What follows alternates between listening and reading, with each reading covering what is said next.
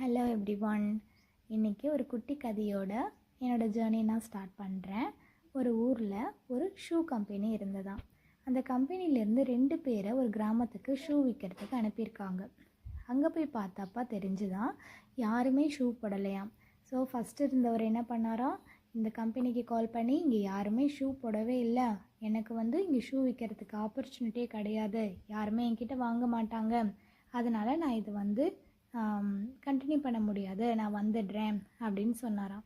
இப்போ இன்னொருத்தர் கால் பண்ணி என்ன பண்ணாராம், இங்கே யாருமே ஷூ போடலைங்கிறது எனக்கு ஒரு பிக் ஆப்பர்ச்சுனிட்டி, இதை யூஸ் பண்ணி நான் எல்லா ஷூஸுமே இங்கே சேல்ஸ் பண்ணிவிடுவேன், நீங்கள் இன்னொரு பேகு கூட எனக்கு ஷூ அனுப்பி வைங்க, என்னால் இங்கே எல்லாத்தையுமே விற்று காட்ட முடியும் அப்படின்னு சொன்னாராம். மாரல் ஆஃப் த ஸ்டோரி என்ன?